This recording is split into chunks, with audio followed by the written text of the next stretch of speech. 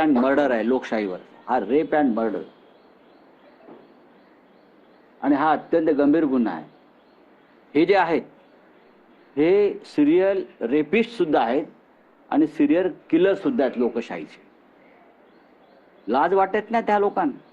पक्ष फोडा, 50-50 कोटीला माणसं विकत घेता, लोकांना खायला अन्न नाही, प्यायला पाणी नाही, काही ठिकाणी लोक उपोषणाला बसले शिक्षणासाठी, आणि तुम्ही काय मोठी आम्हाला दाखवताय, शौर्य गाजवून दाखवताय. You are serial rapist and serial killer लोकशाहीचे.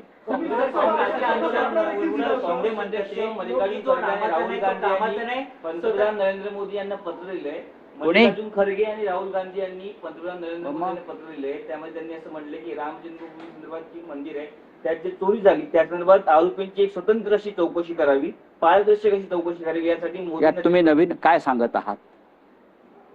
पारदर्शक चौकशी वगैरे सोडून द्या. आम्ही तर आंदोलनच सुरू केलं. काल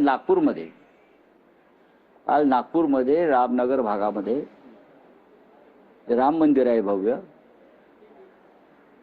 इथून हाकेच्या अंतरावरती रेशीमबाग आहे आणि संघाचं मुख्यालय आहे. आम्ही त्याच्या समोर राम मंदिर लुटीविरुद्ध भव्य आंदोलन काल केलं. रामरक्षा आंदोलन, सिक्युरिटी ऑफ राम रक्षा.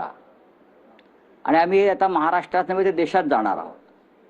या चौकशा वगैरे सगळ्या त्यांच्याच असतात. न्यायालय त्यांची, वकील त्यांचे, सरकारी वकील त्यांचे, चौकशा समित्या त्यांच्या, सरकार त्यांचं, दरबार त्यांचा, सगळं त्यांचं आहे. ते काय चौकशा करणार आहेत?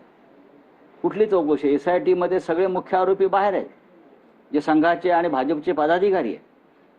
त्याच्यामुळे आंदोलन जे आम्ही सुरू केलेलं आहे, रामरक्षा आंदोलन, हाच एकमेव लढा यापुढे राहील.